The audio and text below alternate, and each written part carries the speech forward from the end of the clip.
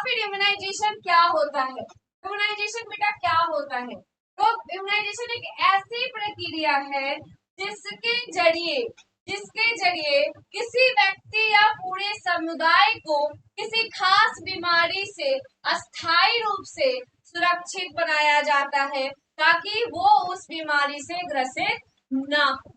अब ये बात आपको समझ में आई? चलो मैं समझाती हूँ कि क्या मतलब। रोग, मुक्ति और करण, तीन तरह की, इसको अगर हम तोड़ेंगे बेटा तो आएगा रोग, मुक्ति और करण। अब अगर बात करेंगे बेटा तो आपको समझ में आएगा रोग मतलब बीमारी की बात हो रही है, मुक्ति मतलब बीमारी से छुटकारा देने की बात हो रही है, और करण की मतलब कि वो प्रक्रिया, वो कार्य, वो तरीका जिससे रोग मुक्ति मिल सके। रोग मुक्ति का, करण का मतलब सिर्फ इतना हुआ बेटा। हिंदी की अपनी खूबसूरती है बच्चा, हिंदी की अपनी खूबसूरती है। अब अगर मैं बात करूं आपको तो आप देखो सिर्फ एक शब्द ने सारी बात कह दी। अगर इम्यूनाइजेशन की बात करें तो आपको इसमें क्या दिख रहा है? ऐसा कुछ भी समझ नहीं आ रहा है कि इम्यूनाइजेशन, हाँ मतलब आपको समझने की जरूरत है। इम्यून सिस्टम को जो मजबूत करता है, इस तरह की कोई चीजें हैं। बट हिंदी में देखो कितना प्यारा सा बात है कि जो रोग के मुक्ति के लिए जो कार्य होती है वो रोग मुक्तिकरण कहलाती है बेटा, है ना। अब रोग मुक्तिकरण क्या है? तो वो एक ऐसी प्रक्रिया है, वो एक ऐसा कार्य है, कैसी प्रक्रिया है जिसमें किसी भी व्यक्ति को रोग से मुक्ति करने के लिए, रोग से छुटकारा दिलाने के लिए या किसी खास बीमारी से अस्थायी रूप से सुरक्षित करने के लिए बनाया जाता है ताकि वो उस बीमारी से ग्रसित ना हो, ताकि वो उस बीमारी से ग्रसित ना हो। अब यह क्या बात है? ये किसी एक व्यक्ति में हो सकता है, ये समुदाय में हो सकता है। समुदाय का मतलब क्या हुआ बेटा? मतलब बहुत सारे लोग, एक एरिया, एक जगह, ठीक है, जहाँ पे लोग रह रहे हैं, साथ मिलकर रह रहे हैं।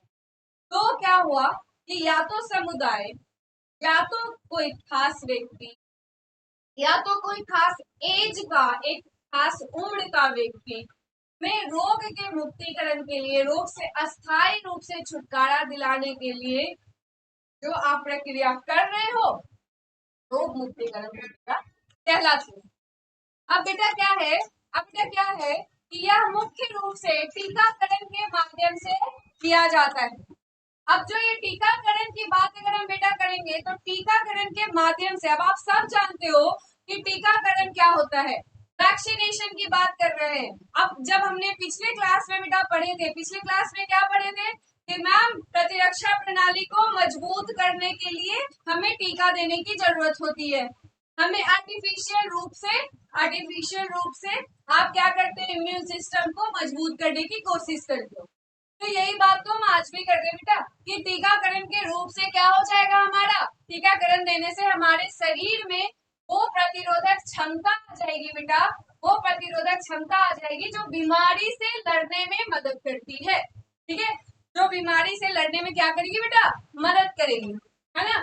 तो भविष्य में कोई भी उस तरह की बीमारी जिसका टीका पड़ा है, जिसका प्रतिरक्षा प्रणाली जिस चीज के लिए मजबूत की गई है बेटा, वो जो रोग है, वो जो बीमारी है, वो तुम्हारे भविष्य में नहीं होगा। टीकाकरण का यही मतलब है। जैसे कि एग्जाम्पल के लिए बेटा लेते हैं कोरोना वायरस। जब कोरोना वायरस देश में आया था तो बहुत लोग इससे ग्रसित हुए थे। उसके बाद हमारे सरकार ने एक टीका लाया था। उस टीकाकरण के बाद हम लोगों के अंदर कोरोना वायरस से लड़ने वाली जो प्रतिरक्षा प्रणाली है, जो सैनिक है, वो क्या हो गया, डेवलप हो गया बेटा। अब जब वो डेवलप हो गया, वो सैनिक हमें लड़ने के लिए डेवलप हो गया, तो नेक्स्ट टाइम जब कोरोना वायरस आएगा तो हमारे पास क्या होगा, सैनिक तैयार होगा, है ना। क्या चीज करने के लिए बेटा, लड़ाई करने के लिए, किससे, कोरोना वायरस से। तो अब बात समझ आ रही है मेरी, अब बात समझ आ रही है कि क्या होगा, प्रतिरक्षा प्रणाली को उस वायरस के लिए, उस बैक्टीरिया के लिए हम डेवलप करते हैं, हम इम्यून करते हैं, हम टीका देते हैं ताकि भविष्य में फिर से वो बीमारी वापस ना आए। बात समझ आ रही है? चलो नेक्स्ट जो है बेटा नेक्स्ट जो है वो नेक्स्ट टॉपिक है हमारा वैक्सीन को लेके। नेक्स्ट टॉपिक बेटा वैक्सीन। देखो ये क्या है, अगर ये पिक्चर को ध्यान से देखोगे तो तुम्हें समझ आएगी। ये पूरा एकदम शील्ड लेके खड़ा है ना, शील्ड लेके बेटा खड़ा है कैप्टन अमेरिका, है ना, कैप्टन अमेरिका। तो ये शील्ड लेके खड़ा है तो क्या मतलब, मतलब वैक्सीन देने से, हर डायग्राम कुछ ना कुछ कहती है बेटा। वैक्सीन देने से क्या होगा, हमारे सैनिक प्रतिरक्षा प्रणाली में तैयार हो जाते है ना, लड़ाई के लिए तैयार हो जाते। आओ मैं देख लू। चलो फिर थोड़ा सा परिभाषा के साथ शुरू करते हैं बेटा। टीका या वैक्सीन, टीका या वैक्सीन,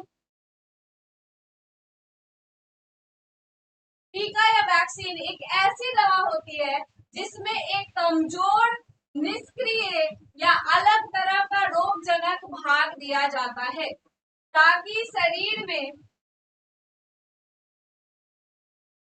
ताकि ताकि शरीर में क्या होगा, बीमारी के खिलाफ प्रतिरोधक क्षमता विकसित हो सके। यह शरीर को सिखाता है कि उस बीमारी को कैसे लड़ना है जिससे भविष्य में संक्रमण बचाना है। अब इससे क्या समझ आ रही है, अभी जब पिछले क्लास में आप लोग कुछ नहीं करना है, पिछले वाले क्लास में आपको, पिछले वाले क्लास में फिर से वापस जाना है अगर कुछ याद नहीं आ रहा है तो। वहां पे मैंने टीका के प्रकार बताए बताए, जीवित टीका, है ना, मृत, टॉक्सॉइड, सब यूनिट, 5 तरह के mRNA, 5 तरह के टीका के प्रकार बताए हैं।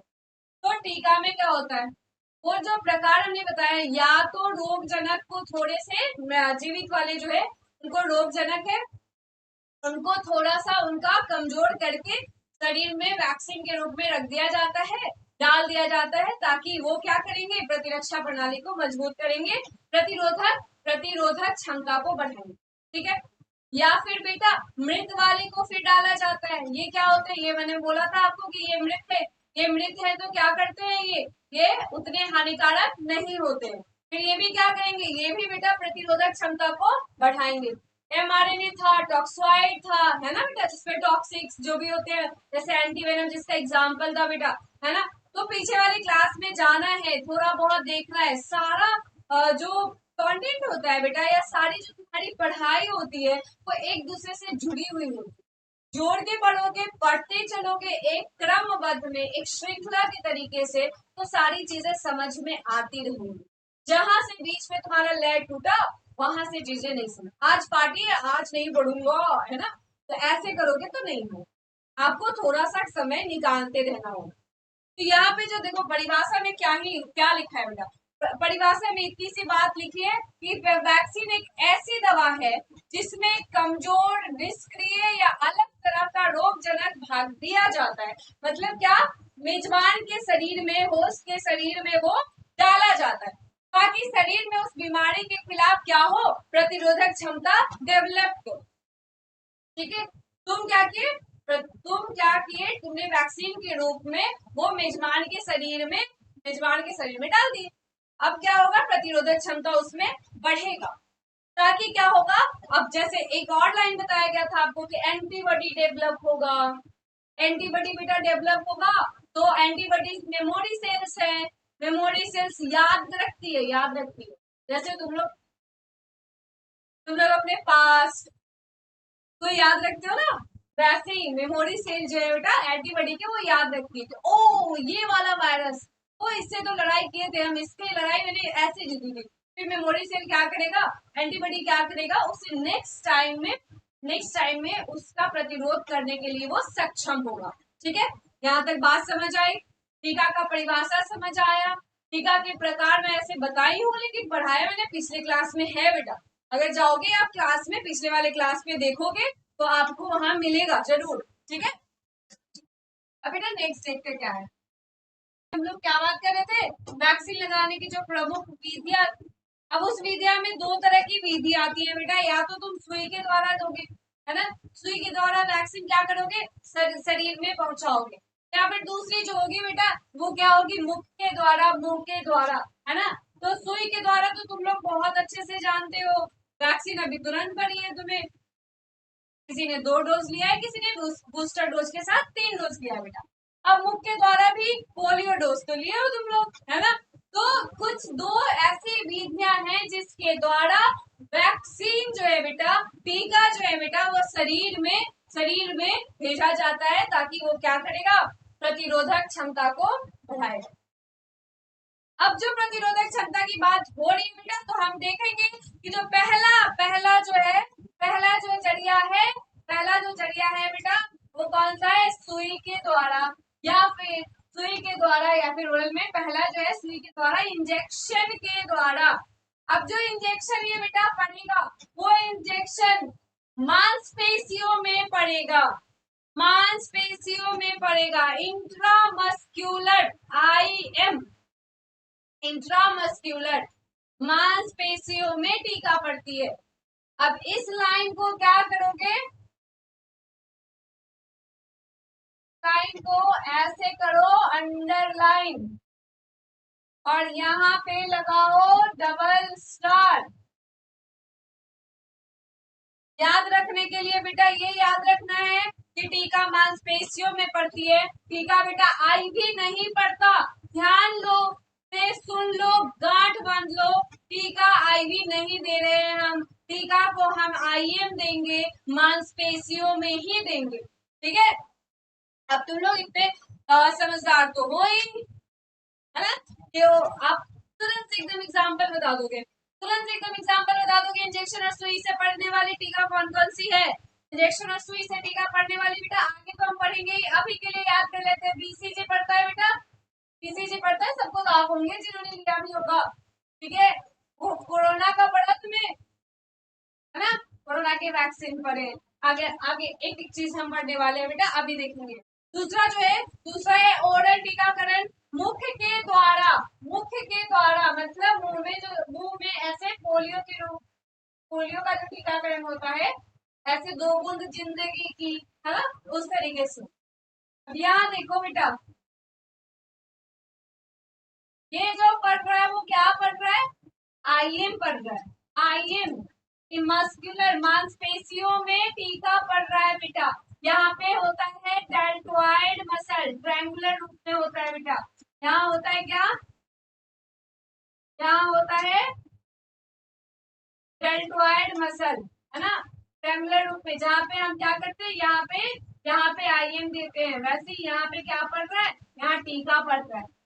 उसके बाद ये देखो, ये क्या है, ये जो टीका, इसको देने के तरीके हैं, जो विधियां हैं, जिस तरीके से दिया जा रहा है, वो कौन सा तरीका है, मुख में या मुख के द्वारा, है ना, मुख के द्वारा,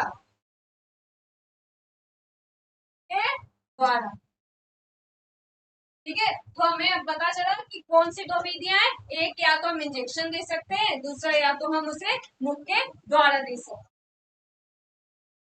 अब बेटा आगे जो है कि मुख से दी जाने वाली 2 वैक्सीन कौन कौन सी है। तो पहली जो वैक्सीन है बेटा, वो है oral polio vaccine. Oral polio vaccine मतलब, ओरल मतलब मुंह के द्वारा, पोलियो की वैक्सीन, पोलियो की जो टीका दी जाती है, वो ओरल पोलियो, OPV कहलाता है, ओरल पोलियो वैक्सीन। इस वैक्सीन से मुझे लगता है ऑलमोस्ट सब लोग परिचित हो चुके होंगे, क्योंकि हमारे जो अमिताभ सर हैं, वो बहुत राष्ट्रीय स्तर पे जागरूकता फैलाने के लिए उन्होंने बहुत ऐड करा है पोलियो, है ना। आप लोग सब इस चीज से अवगत होंगे कि आप क्या, आशा वाली जो आंटियां हैं या फिर नर्सेस हैं, वो क्या करती हैं, बेटा, या अभी आप लोग पढ़ के पास करोगे तो एक हमारे समाज में आने वाले फ्यूचर के बच्चों में बीमारी ना हो पोलियो के लिए, इसके लिए पोलियो की वैक्सीन दी जाती। हम पिछले वाली क्लास में हमने पढ़ा था, एक बॉक्स होता है ना, तिनका वाली बॉक्स होती है, कोल्ड चेन वाली बॉक्स होती है ना, जिसमें हम क्या करते हैं, टीका को रखते हैं। ब्लू कलर की बॉक्स, मैंने फोटो भी दिखाई थी आपको, वो बॉक्स होती है जिसमें वो ऐसे टांग के आंटी या फिर नर्सेज सिस्टर लेके आती हैं, और फिर पूछती है, 5 साल का बच्चा है घर में, फिर आप बोलते हो हाँ है, तो फिर वो उसको 2 बूंद जिंदगी की, अरे 2 बूंद खिलाती है, वो पोलियो वैक्सीन है ना, वो पोलियो वैक्सीन। दूसरा जो वैक्सीन है बेटा, वो दूसरा वैक्सीन है ओटीवी। पहला वैक्सीन क्या है? OPV, polio vaccine. दूसरा है OTV, typhoid vaccine. Typhoid vaccine, यह वैक्सीन क्या करेगा? टाइफाइड के फीवर से बचाता है, टाइफाइड के फीवर से बचाता है। इस वैक्सीन अधिकतर जो है वो आईएम दिए जाते हैं, मांसपेशियों में दिए जाते हैं, है ना। देखो यहाँ पे तीनों की व्यवस्था कर रखी है आप लोगों के लिए, है ना। देखो, polio vaccine injection, typhoid vaccine यहाँ अभी ओरल के रूप में भी है ना। सॉरी, पोलियो वैक्सीन का ओरल के रूप में बेटा ओपीवी है, ओरल के रूप में है। टाइफाइड है बेटा ओटीवी है ना। और तीसरा ये वाह, नाइट मेयर्स, 20s वाले के, है ना। नाइट मेयर्स मतलब कोरोना वाला क्या लिए थे हम लोग तब बेटा? आईएम लिए थे, इंट्रामस्कुलर है ना। देखो, ओरल वाला, ओरल वाला और इंट्रामस्कुलर वाला का एग्जांपल पोलियो वैक्सीन, ओपीवी। ये कौन है? टाइफाइड वैक्सीन, टाइफाइड वैक्सीन बेटा ओटीवी। और ये है हमारा कोरोना वैक्सीन के लिए, कोरोना वाले वैक्सीन के लिए, कोविड-19 के लिए वैक्सीन। कोवैक्सीन जो बेटा आया था वो क्या पड़ा था? इंट्रामस्क्यूलर पड़ा था। इंट्रामस्क्यूलर मतलब आईएम मांसपेशियों में पड़ा था। तो आगे देखते हैं बेटा,